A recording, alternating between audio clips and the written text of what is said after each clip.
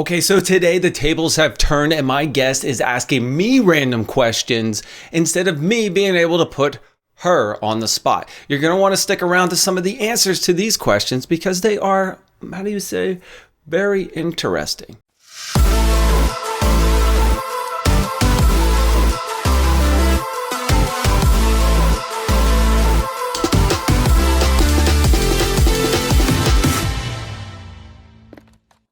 Oh, also, we're talking about job changes. And, no, not mine, but I did recently. Okay, moving on. We are also talking about rust. And not this type of rust. Engineering and podcasting. But it's a new podcast, and you're going to want to stick around to hear more about this. Joining me today is Dr. Liz Dennett, VP of Data Architecture and Engineering at Wood Mackenzie. Now, before I bring Dr. Liz onto the show, please hit that like, subscribe, and notify. Okay, join me in welcoming Dr. Liz Dennett without her narwhal costume to the show. Dr. Liz, thank you so much for joining me again. It is a pleasure to be back. So, Dr. Liz, today we're talking about reinvent, job changes. Wait a second. Wait, mine, yours? Whose job changes? Stay tuned. You're going to find out. Engineering, architecture, programming language Rust. My favorite. It's going to be pretty cool. And not to mention a podcast you launch. By the way, are you outdoing me on podcasting? I hope not. If I am ever outdoing you on anything related to evangelism, like something is massively wrong in this world. I zigged when I should have zagged. Well, thank you. This was my zig instead of zagging, and it's working out. So I'm not complaining. I do have a question for you. Are we expecting any narwhals to join this podcast? I don't think so, but I might have a trick or two up my sleeve. You're going to have to stay tuned and find out. This is going to be interesting. All right, let's jump into it. We had a chance to catch up at reinvent. First reinvent, 2 years. And we did an improv, and we were just doing a blooper reel that might make it to this about improving, because you're improving for this entire podcast and nobody will notice the difference. No one will notice the difference, or they will, or they won't. I have come to embrace a lot of things, especially, so this is a quick aside.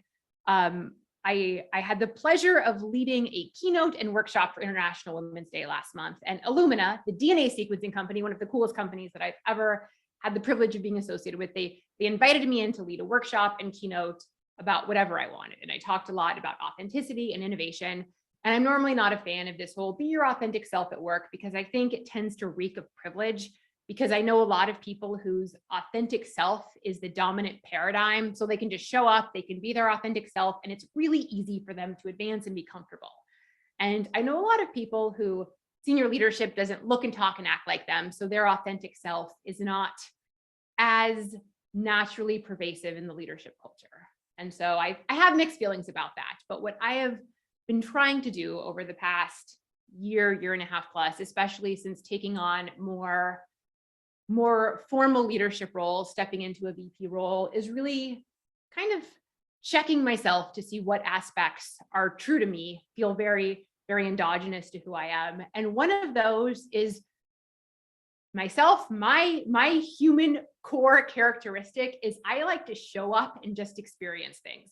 There are certain things I completely over prepare for, but I find that takes the joy and the spontaneity out of a lot of it. You can talk to my husband about our differences in traveling sometime, but with experiences like this, where it's a trusted environment, John, I know you, we've done this before. I like to show up and just have a genuine experience. And if people are watching it and they're like, well, this guest should have prepared more, she should have had talking points to go over, and this isn't their cup of tea, that's awesome. But for me and who I am, having these spontaneous recorded moments is what makes me feel a little bit more magical and give me a spark. So it's a way that I'm able to pay homage and tribute to myself. So when I make jokes about improv or showing up unprepared, it's not a bug, it's a feature. It's one of those requests that were put into play. Speaking of the improv, we actually did an improv at reinvent in the Venetian up at the top. It had so many views. I did not edit at all. I might have cut out like 2 seconds at the beginning of me pressing play. And me doing this, we're in Vegas, we're learning about cool services. Exactly. We had a chance to meet up and reinvent. What was your feeling at reinvent? First time in person in like 2 years. It was wonder and awe and just gratitude, like the privilege to be around there and to see people. The safety measures were incredible. Meeting up with people was incredible. The spontaneous meetings were fantastic. The reason that I'm such a fangirl of Rust actually comes from a quasi chance encounter at reInvent. Can I talk about Rust now, or do you want to actually go in order of the things that you had teed up at the beginning? There is no order. Reinvent was the start, and where it goes from there. I almost jumped into your job change and then the Rust. Let's talk about Rust and then job change, because I'm still confused as whose job is changing. But let's talk about Rust. Okay. So one of the coolest things about reInvent, there were so many cool things. Two of my favorite memories that will stand out is one is the sustainability pillar of the well-architected framework was launched. I actually had the privilege when I was at AWS to be a teeny tiny portion of that, working with Margaret O'Toole and Adrian Cockcroft and just some of the most brilliant people I've ever worked with. It was formally launched at reInvent, which means that AWS has put sustainability alongside things like security in the well-architected framework, which is cool because if you've been dabbling in the cloud for a while, you may have heard that workloads run AWS have an 88% lower carbon footprint than similar workloads run on-prem. So there is an inherent sustainability benefit of moving your workloads to the cloud. That's well and good, but how do you take it a step further? And there is this brilliant white paper with step-by-step guidance about the things you can do, how you can run your cron jobs at 12:10 instead of midnight to reduce the load on the server populations. Ways that you can choose more energy efficient programming languages like Rust, which we're going to get into a second. Ways that you can choose regions that have a more sustainable overall infrastructure, things like that. There's so many things in this white paper. If you have not read it. And so one thing that we have done at Woodmac that I am super proud of is we have launched a cloud sustainability community of practice and put up the bat signal, said, hey, sustainability is one of my core values. Like, if you're also interested in sustainability, join me. Let's geek out. Let's nerd out. Let's think about ways that we can make cloud sustainability a key part of our initiatives. It's not just about reducing, reusing, recycling, things like yogurt containers, but let's also look at how we can impact our infrastructure. And we had a huge turnout. The AWS team, Margaret actually came and gave a presentation. Our CTO, Rob, was there to kick things off. It was this really awesome event. So that's part one, and being able to really practice those lessons on a much more local scale has been incredible.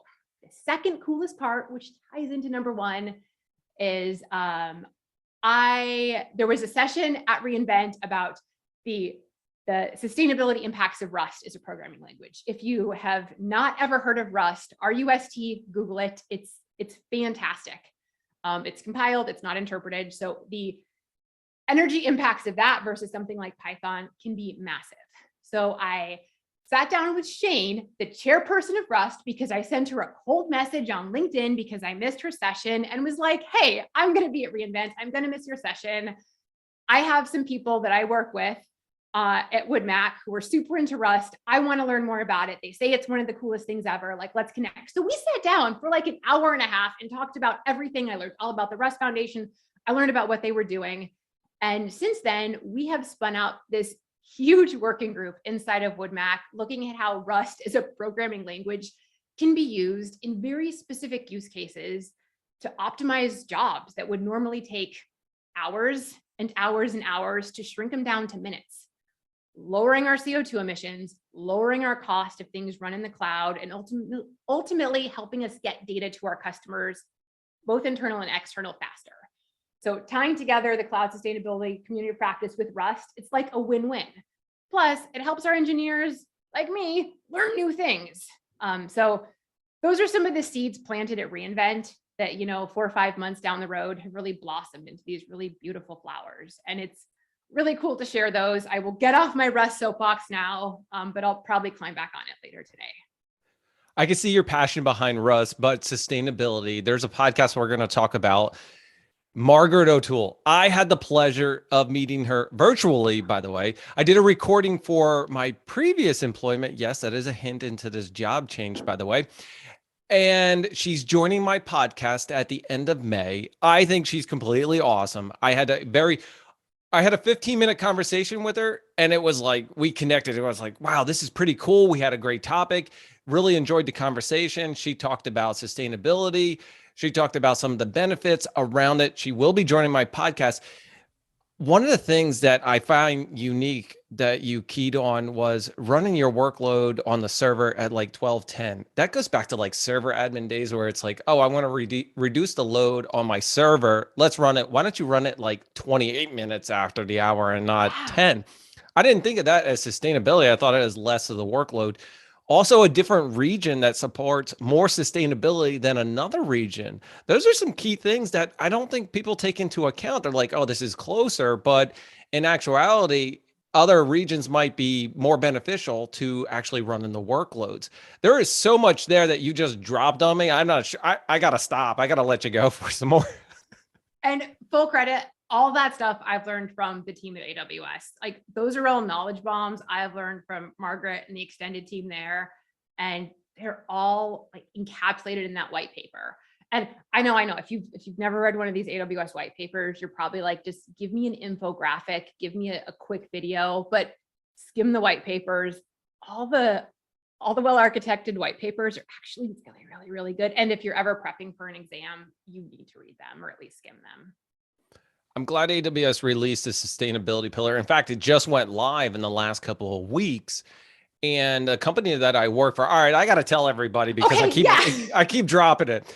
I've been timing it just to see. It's like an exercise in patience because I am so curious. I saw a little title change on LinkedIn and was like, okay, John, spill the tea. Everybody out there wants to know. Go.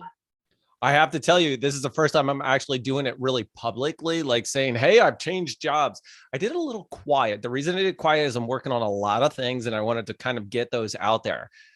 I had a huge opportunity to become a chief evangelist based off of one of my mentors. What's that?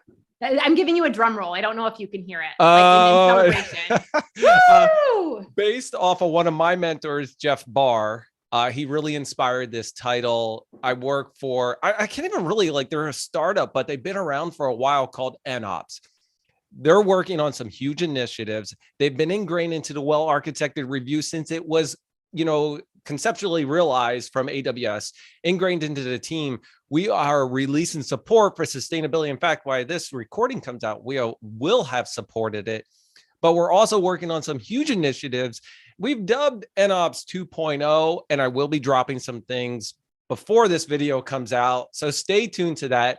I'm really happy for this opportunity to actually produce a lot of content, technical content, and really drive the initiative around what we're trying to achieve and giving more control into more of the shift left, but into the customer where you can develop what you want based off the information we already provide. Which, believe it or not, people will probably not believe it, completely not planned. None of this at all was planned whatsoever.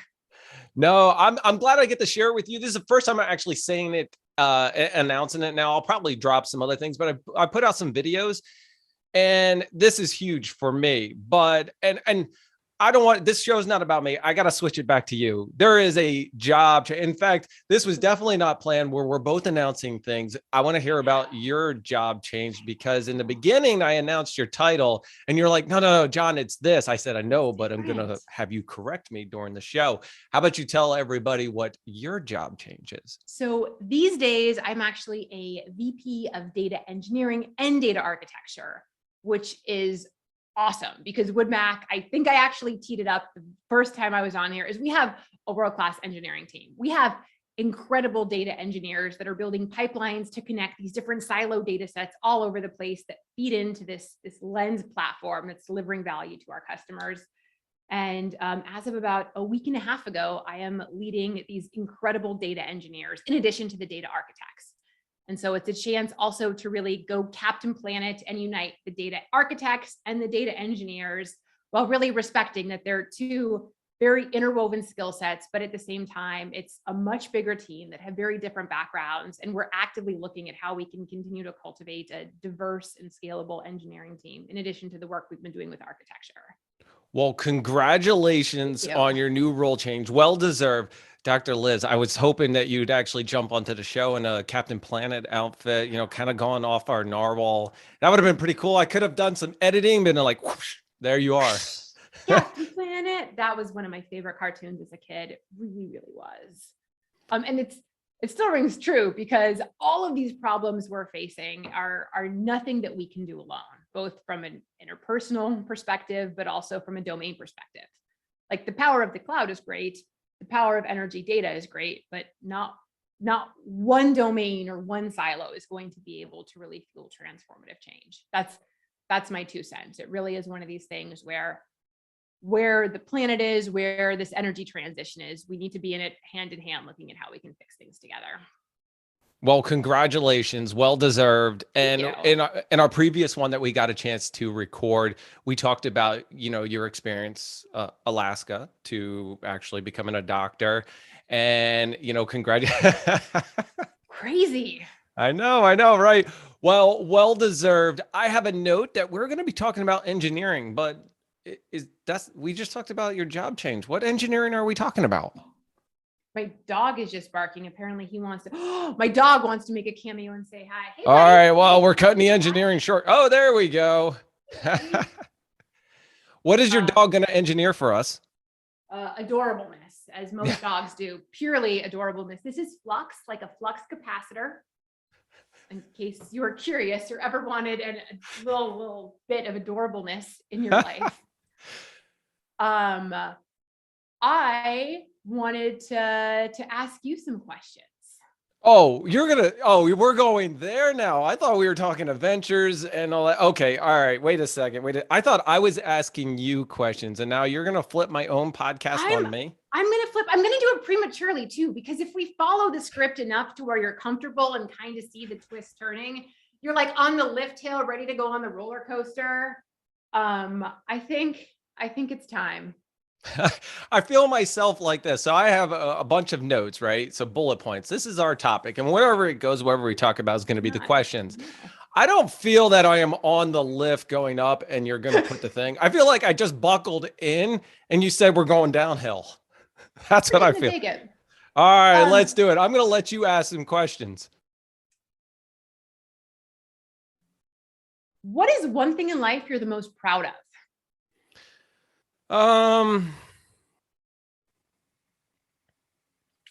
With the feeling cheesy, the life that my wife and I built together. I know where I've come from and the struggle growing up. And wow, I actually feel emotional on saying that. Like it was a struggle. Yeah. And I didn't have the things growing up.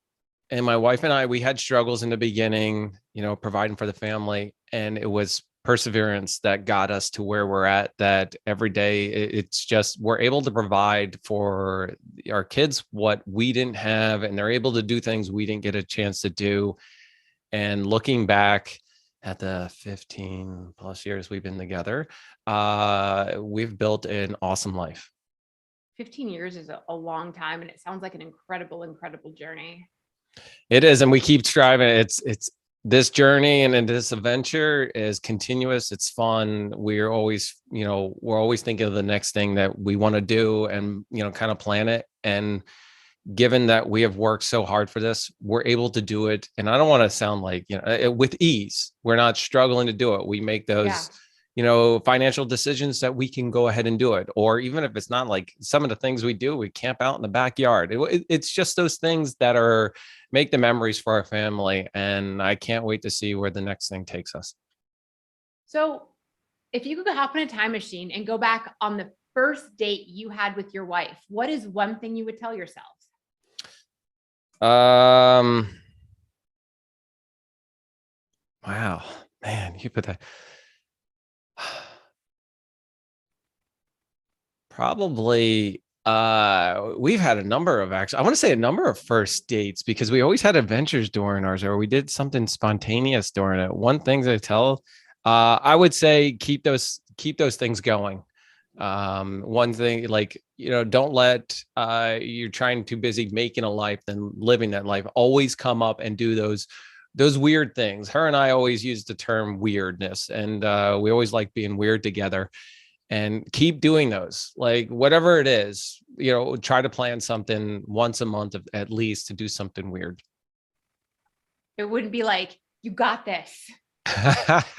um, I I would obviously you're nervous and all that stuff, but it's always good everything. But I would it's keeping that continuous weirdness throughout our journey together.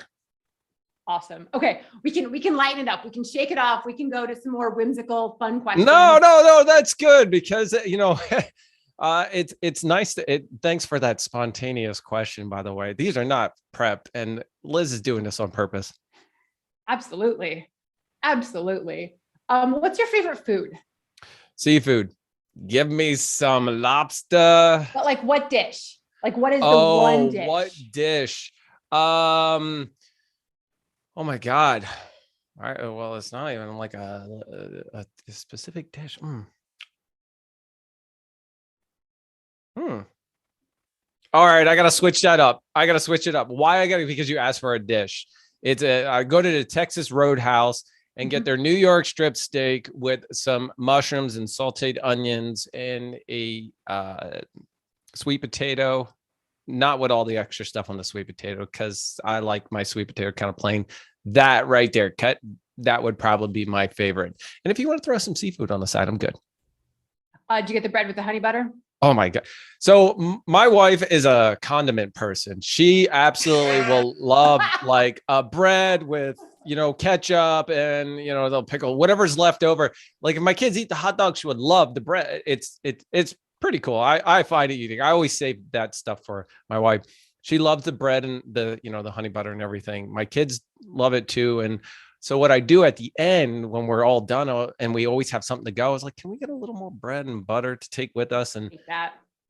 Yeah. That'll last a day and we can have it afterwards. I love that. Are you an early morning or a late night person? Do you Early want morning. 5 a.m. or midnight? 5 a.m. Me too. Every single day. Every day. Dream car or transportation mode? Okay, there is this, it's Lilium. Have you ever seen it? It's basically a personal plane, but it has a vertical takeoff, and they're actually testing it in Spain off of it. And the reason I like it is one of the deep racer guys, I won't share his name on it, but he actually joined it maybe 2 years ago. And I always see his posts and I always like watching the progress of it doing it. And it actually just takes off and then you can go ahead and fly. I want one of those. Backyard. Amazing. Yeah. That's so cool. I want one of those too now. It's the way it's going. That's going to be soon. That's so cool. How are they powered? Good question. I just thought it was cool. I didn't look at it. I think it's actually battery powered. I'll drop you a link. Oh my God. Thanks for challenging me. Please don't yell at me, folks.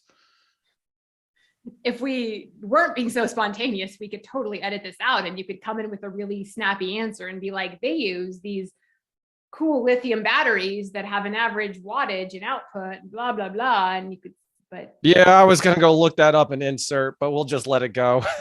At this point, we're just going to let it go. What is one place in the world that you have never been? You've always wanted to go? Never. Hawaii. What part?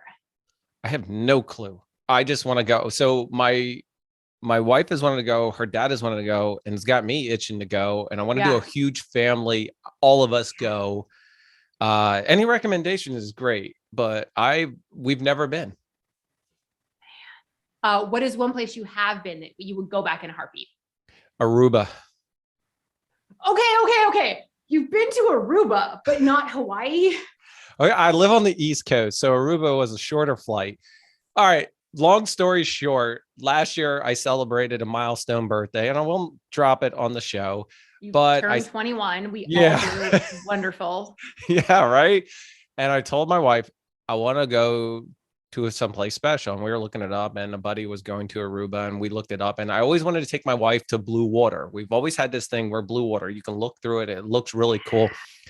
And we just planned it, and we took the family to Aruba. I celebrated my birthday on the beach. I have a picture. She brought signs and everything and put it on the beach. and it was They all like the inclusive. big yard signs. Not as big, but yes, our hotel had a ocean view. Like literally you could hear the waves go to sleep. It was freaking awesome. And they were only at 60% capacity, they said. I think it was less. My kids loved it. They're like, oh, I want to go back to Aruba. The food was completely free. It was all inclusive, so it wasn't free, but whatever works best. And you know, it was very nice. The kids want to go back. I would love to go back, but I'm afraid going back now might ruin the memory of what we had. So we're just kind of, Hawaii was probably next, maybe. What's a current hobby or obsession you picked up in the past year? Podcasting. Oh, Okay. it's been more than a year. Hasn't it? I actually, well, the one I started and it's kind of transitioned. The last year was really where it's been kicked off. Okay. Video editing would be my other one. I used to edit my videos really quick using, you know, a software that's very dependable. But then I had just transitioned over to DaVinci Resolve Studio. And by the way, That sounds fancy. this is awesome. I actually got, and I'm gonna go play a little thing. I have a speed editor too for it.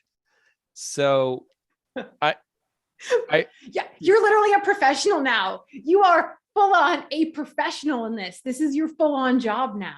Well, I feel imposter syndrome when people say that because I feel like some of my stuff is not professional. I guess what it is, but I did this awesome video. I have to share. I might put it in here. You'll see my intro. Let's just put it that way.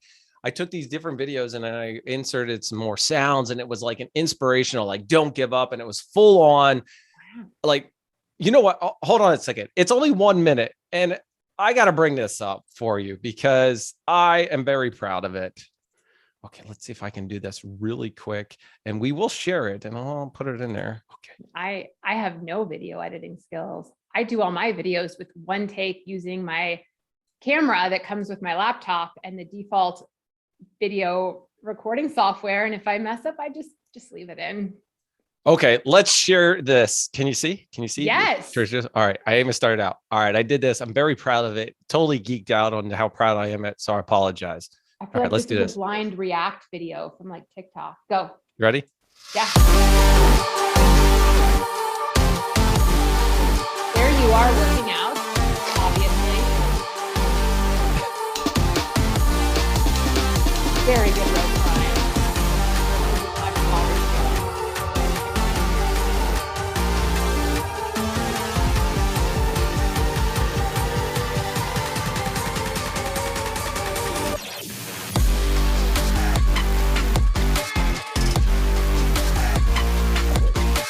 Very beautiful light.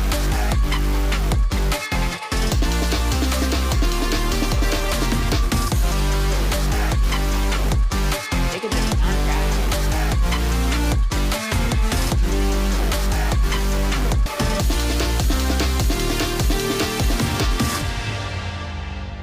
Bam.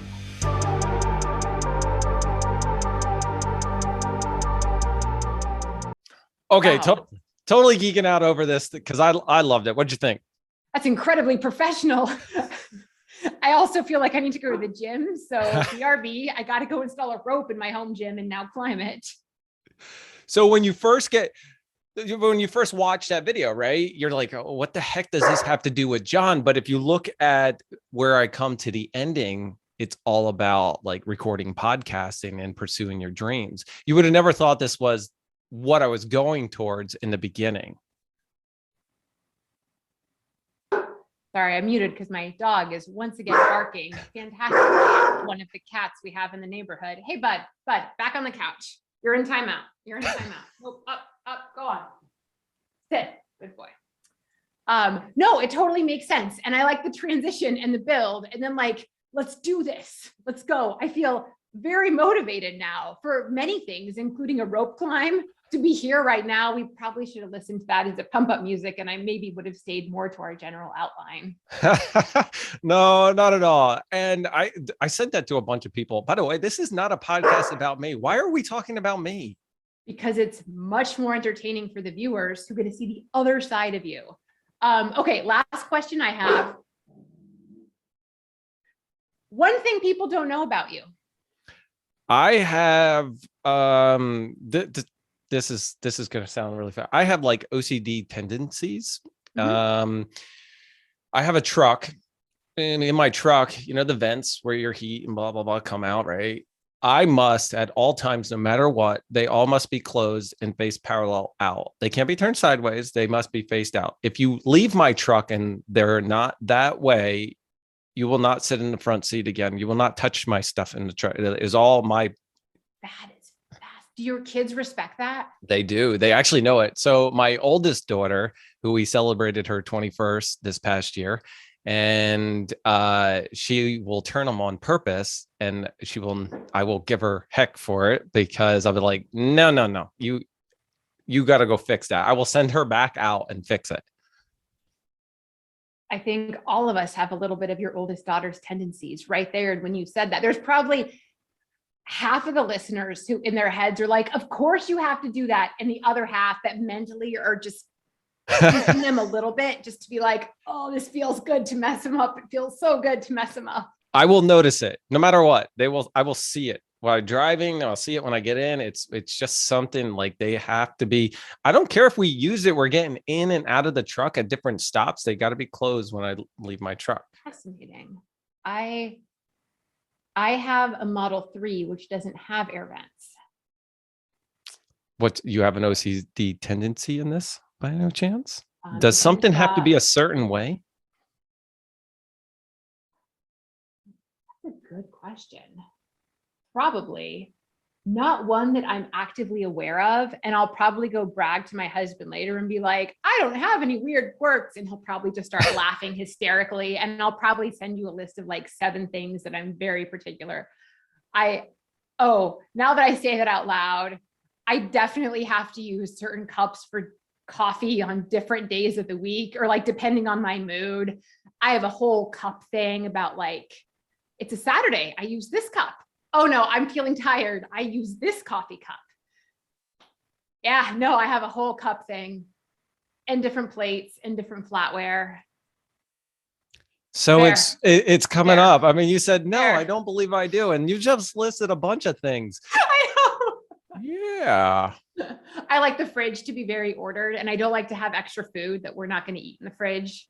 We have a very minimalist condiment fridge, which may be the opposite of your fridge. It is definitely the opposite of it, but yeah. No pictures. Sorry, folks. We have one mustard. We don't need another mustard. We have one type of mustard. Why would you need more? Well, we have one type of everything. No, I'm just kidding. I got a question for you. I'm going to flip it back to you. Yeah, go for it. I deserve it. It can be a tough question. Yeah, let's go. Well, you already said your early mornings. What is one thing that you would tell your younger self? Oh, there's so many things. Sorry, you can only pick one. Okay, maybe a couple, but no, I think I would say go for it. Like, go for it. That'd be my line. Just go for it. Whatever wrong. I interpret it to be, just go for it. Whether it's whatever I interpret it to be, just go for it. Yep. I put for me is be yourself. Ooh. No matter what, be yourself. Don't like I've just realized in the last couple of years to just be myself, be weird and quirky on my podcast. You don't have to, doesn't matter. And do the same when you're doing more of you have to do one for work, be yourself, because all the feedback I've received from people when I'm myself has transitioned into, hey, you want to do another one? Hey, I got more for you. Yeah. It's all coming out. So. And I think going back to my comments earlier about elements of who you are, now that we're both further on in our careers and there comes more privilege with where we are and being able to let elements of who we are come out, I think with that privilege comes the responsibility to show elements like that. It can be small things, like if you want to wear jeans and a hoodie to the office, wear jeans and a hoodie, to pick a very trivial example. But also if I want to talk about my dog when people are talking about their kids, for instance, and that's a way that I feel like I can contribute and let people know that's how I define my family, is my husband and my dog. And that is very valid and very important to me. That's a way that I don't have to feel like I can't step up and talk about my weekend plans, or I don't have to feel less than, because when I'm, for instance, I was talking to someone, we typically get pizza on Friday night, and she made a comment like, "Oh, you have small kids, don't you?" And I was like, "Nope, I don't have kids. It's just me, my husband, and my dog." And she's like, "Oh, you mentioned you were ordering 3 pizzas. I just assumed you had a bunch of small kids to feed." And I was like, "No, I just really like pizza." They were delicious pizzas. But just using that more as a way to just break the tension and be like, that's my self-sustained family unit, period. Nothing wrong with it. Not at all. Exactly. Sometimes, your pets are your kids, and that's, you want to talk about them. You want to talk and share, what you're doing with your pet that weekend. Just be yourself. It's not every weekend, but sometimes, as earlier, he will speak up in a meeting. There was a time that my dad lived with me back in right before reinvent. And I at first was like, I'll just keep it on the down low. I won't tell people I might be late. I won't take extended breaks if I have to go make sure he's eating. My dad has a chronic autoimmune lung disease. And then eventually I was like, no, I'm going to be open that I'm also being a part-time caregiver. And eventually I chose to share that on LinkedIn too, because I wanted to give people a glimpse into not just the highlight reel of everything is going well at work, we're doing this awesome new thing, but there's aspects to myself and competing variables that are equally valid and equally important. And funnily enough, at reinvent, thanks to you, I got the guts up to talk to one of my personal heroes, Jeff Barr. It required a lot of following him around until he was finally free. And I got my chance to take my Jeff Barr selfie. And then I took a selfie of me with the Jeff Barr selfie. And then I took a picture of him in the background of me with the Jeff Barr, with the selfie of me with the Jeff Barr selfie. So it was this whole Drost effect thing, like stack overflow. It was probably the LinkedIn post I'm most proud of last year, because I thought it was very clever. Anyway, so I finally got the chance to talk to him. I wanted to talk to him all about work stuff. And he asked me about how my dad was doing, because he saw my post on LinkedIn and wanted to ask about my dad. And it was a great moment of reminding me that that is the type of leader and mentor I want to be one day. First time I'd ever met him. I had been looking forward to meeting him for literally years and years and years. And the first thing he says, I'm like, "Hi, I'm Liz. I'm such a big fan." And he's like, "Yeah, I follow you on LinkedIn. How is your dad?" And it was just a moment of genuine connection. And he shared stories about his dad. And it's the kind of person that this world needs more of. And it's the kind of person I want to be when I grow up. Yeah, Jeff's a good guy. He's very personal. Whenever he's in my neck of the woods, he'll shoot me a text and be like, "Hey, if it works out, you want to get together for a recording?"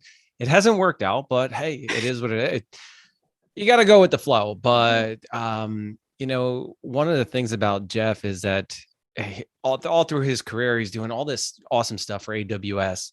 And he told me a story once on the show that he was always running and hustling. As soon as he was done speaking, he'd have to get in the car and drive to the next place. And he didn't have time, to sit down with some of the people and, really talking, or he'd be late or didn't have time to prepare.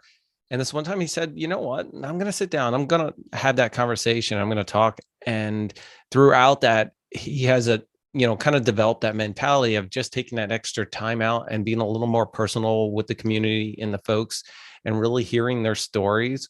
Yeah. And it was very inspiring that he starts to pay attention. You'll realize what he pays attention to, if he follows you or not.